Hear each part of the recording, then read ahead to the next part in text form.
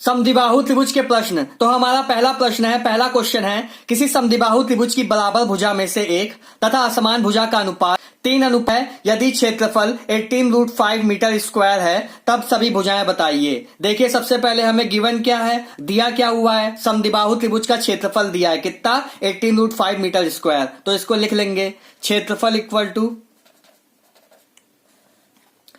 18√5 metre square, 18√5 metre square. देखिए अब हमें दिया क्या है कि समान भुजा जो है, समान भुजा मान लीजिए इसको मान लेते हैं 3x, तो ये भी 3x होगी क्योंकि ये भी इक्वल टू AC के होगा।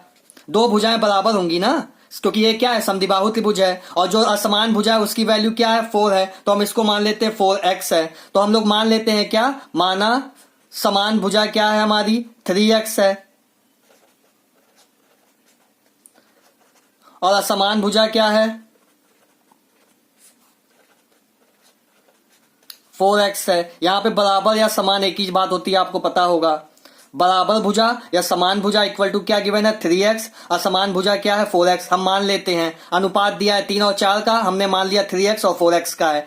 अब हम जानते हैं समद्विबाहु त्रिभुज के क्षेत्रफल का फॉर्मूला क्या होता है। समद्विबाहु त्रिभुज का क्षेत्रफल का सूत्र होता है 1/2 असमान भुजा, 1/2 असमान भुजा इंटू अंडर रूट समान भुजा का स्क्वायर। क्या, समान भुजा का स्क्वायर, समान भुजा क्या हमारी 3x है, समान भुजा का स्क्वायर माइनस असमान भुजा बाई 2 का होल स्क्वायर, माइनस असमान भुजा बाई 2 का होल स्क्वायर। यही हमारा क्या है, समद्विबाहु त्रिभुज के क्षेत्रफल का सूत्र है। तो हम लोग बस अब क्या कर देंगे, वैल्यू रख देंगे। समद्विबाहु त्रिभुज का क्षेत्रफल हमें कितना दिया है, 18√5 दिया हुआ है। 1/2, 2 से ये कैंसिल हो जाएगा, 2, ये कितना बचेगा हमारा, 2x बचेगा, इनटू ये क्या हो जाएगा, 3x का होल स्क्वायर, 9x स्क्वायर हो जाएगा, माइनस ये 2 बार कैंसिल हो जाएगा, 2 जा, तो ये क्या हो जाएगा 4x स्क्वायर। 9x स्क्वायर में से 4x स्क्वायर जाएगा, कितना बचेगा, 5x स्क्वायर बचेगा। x बाहर चला आएगा तो ये 2 into x into under root 5 हो गया। ये हो गया 18√5, √5 से √5 कैंसिल हो जाएगा, ये 2 9 जा कितना हो जाएगा 18। तो यहाँ x स्क्वायर की वैल्यू क्या आ जाएगी 9, x की वैल्यू यहाँ से कितनी आ जाएगी 3 आ जाएगी, 3 मीटर। अब हमें बताना क्या था, समान भुजा और असमान भुजा की लंबाई बतानी थी, सभी भुजाएं बतानी थी। तो पहली क्या है हमारी, समान भुजा, समान भुजा हो गई हमारी 3x, x की वैल्यू कितनी आई है 3 आई है, तो यहां से कितना आ जाएगा 9 मीटर। समान भुजा की लंबाई क्या है हमारी 9 मीटर है, यहां से यहां तक कितनी है 9 मीटर, यहां से यहां तक भी कितनी है 9 मीटर। अब हम बताएंगे असमान भुजा, क्या, असमान भुजा, असमान भुजा है हमारी 4x, तो यहां से 4 इंटू 3 कितना हो जाएगा 12 हो जाएगा, 12 मीटर। ये हमारी क्या हो गई असमान भुजा, ये हमारा क्या हो गया, आंसर हो गया।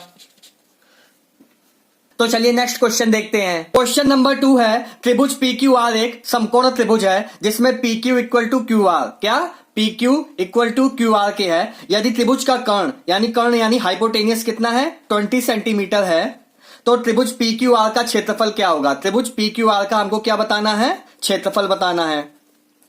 त्रिभुज PQR का क्षेत्रफल बताना है हमें। देखिए PQ इक्वल टू QR के है, PQ इक्वल टू QR के हमें गिवन है, और PR क्या है, कर्ण है, हाइपोटेनियस है। तो ये कौन सा त्रिभुज हो गया, ये एक समद्विबाहु समकोण त्रिभुज हो गया। कौन सा त्रिभुज हो गया, एक समद्विबाहु समकोण त्रिभुज हो गया। कौन सा, समद्विबाहु समकोण त्रिभुज है। ट्रायंगल PQR क्या है, एक समद्विबाहु समकोण त्रिभुज है। इतना समझ में आया। होता है एक सूत्र होता है, समद्विबाहु समकोण त्रिभुज का क्षेत्रफल इक्वल टू होता है कर्ण का हाफ का होल स्क्वायर। क्या, कर्ण का हाफ का होल स्क्वायर, कर्ण का आधा कर दीजिए, उसको स्क्वायर कर दीजिए, तो क्या होता है, समद्विबाहु समकोण त्रिभुज का क्षेत्रफल निकल आता है। तो कर्ण की वैल्यू हमको कितनी दी हुई है, कर्ण हमको दिया हुआ है 20 सेंटीमीटर, तो कर्ण की हम लोग यहां क्या कर देंगे, वैल्यू रख देंगे बाई 2 का होल स्क्वायर, तो ये कितना हो जाएगा 10 का होल स्क्वायर, तो कितना हो गया 100 सेंटीमीटर स्क्वायर। यही हमारा क्या है, ट्राइंगल पी क्यू आर का क्षेत्रफल है, एरिया है, यही हमारा क्या है, आंसर है। तो स्टूडेंट्स, अगर आपको वीडियो अच्छा लगा हो या कुछ नया सीखने को मिला हो तो चैनल को सब्सक्राइब कीजिएगा, वीडियो को लाइक कीजिएगा। Thank you.